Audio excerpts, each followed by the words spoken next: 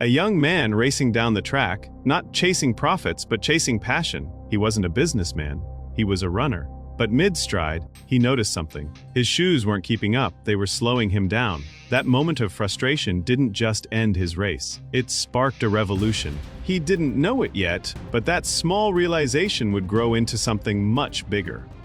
Alongside his coach, he set out to solve a simple problem: make a better running shoe.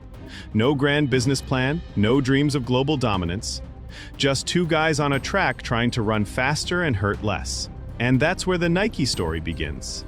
Not in boardrooms, but on the ground. So let's rewind and see how a race led to the birth of one of the most iconic brands in history.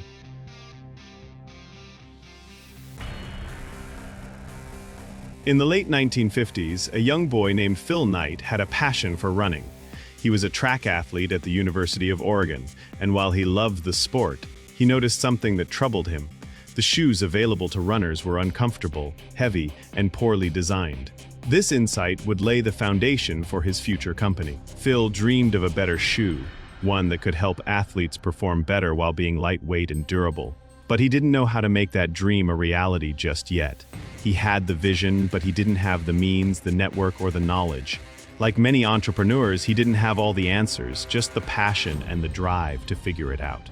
After completing his MBA at Stanford University, Phil traveled to Japan in 1962 on a whim. There, he visited Onitsuka Tiger, a well-known Japanese shoe manufacturer. Knight saw a business opportunity. The shoes Onitsuka produced were far superior to those in the US market, and they were far cheaper to produce. Knight pitched the idea of distributing their shoes in America. His proposal was accepted, and he became the official distributor for Onitsuka shoes in the US. Knight's company was born, Blue Ribbon Sports. However, this early stage was fraught with struggles. Knight had no money to invest in the company, so he relied on personal loans, credit, and help from his family. His startup struggled with cash flow, and he often had to go to extremes just to keep the business afloat. Blue Ribbon Sports was small and fighting for attention against giants like Adidas and Puma, which already dominated the US market. Knight was essentially an unknown entity in a world filled with well-established players. Over the next several years, Blue Ribbon Sports gained traction by importing and selling Onitsuka's Tiger shoes, achieving modest sales growth and building a loyal base of runners. This early momentum fueled Knight's ambitions, but it also exposed vulnerabilities in their partnership. Despite their initial success, tensions began to rise with Onitsuka. As Blue Ribbon Sports grew, Knight realized he was becoming too dependent on a supplier that wasn't entirely aligned with his vision. Onitsuka, in fact, started to see Knight as a competitor, and in 1971, they ended their agreement. The end of the relationship with Onitsuka left Knight in a tight spot. He needed to reinvent the business, and that's when a fateful decision changed everything. He would create his own line of shoes independent of Onitsuka. This would be the birth of Nike, named after the Greek goddess of victory. But creating a new brand wasn't easy.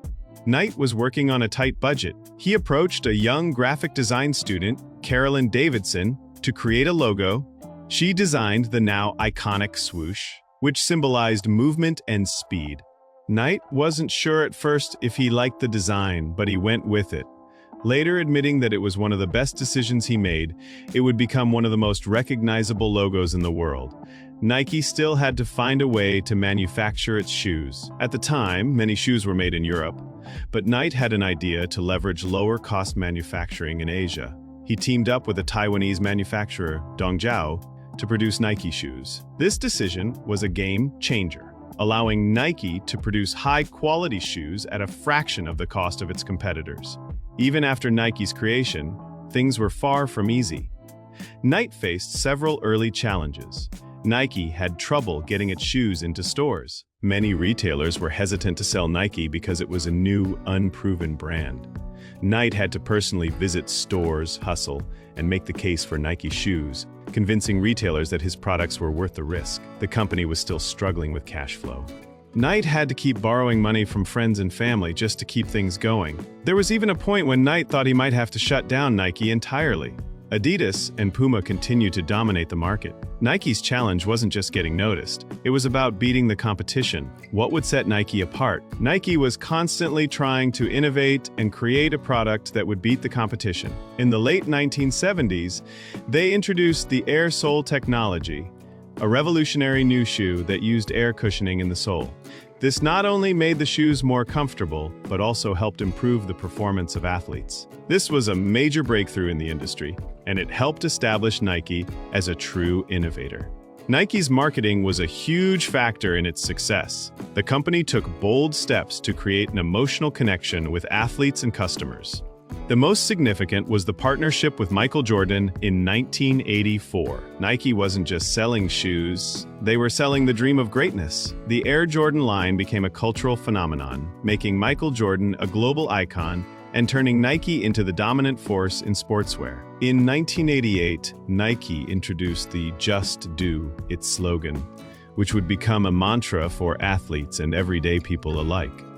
The simplicity and power of the slogan made it resonate with a broad audience, driving home the message of overcoming obstacles, pushing boundaries, and pursuing excellence. This slogan was key in positioning Nike, not just as a shoe company, but as a brand that represented the pursuit of greatness. Nike didn't stop at running shoes. It expanded into basketball, tennis, soccer, and later, lifestyle apparel.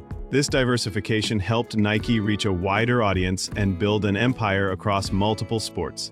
Their decision to create shoes for specific sports helped solidify their reputation for quality and performance. Through constant innovation, relentless hustle, and smart marketing, Nike rose from a small distributor to one of the most successful brands in the world. Some of the key decisions that allowed Nike to beat its competitors were: Nike constantly pushed the envelope with product innovations like the Air Sole, high-performance materials, and even data-driven designs. By partnering with iconic athletes and creating a cultural movement, Nike built an emotional connection with consumers that went beyond just buying shoes. The "Just Do It" campaign and the Air Jordan brand became symbols of ambition, victory, and striving for excellence.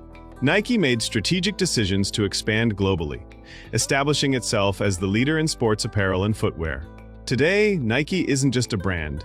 It is a cultural force valued at over $200 billion, inspiring billions.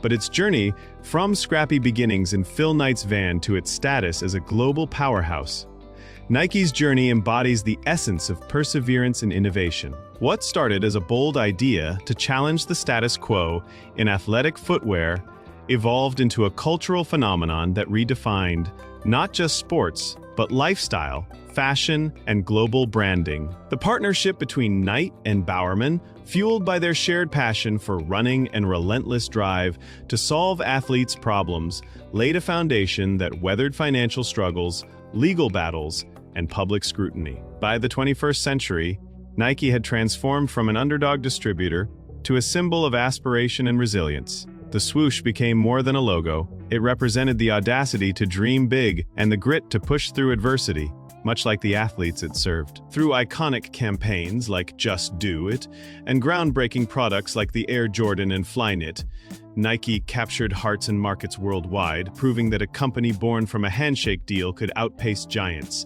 and inspire generations.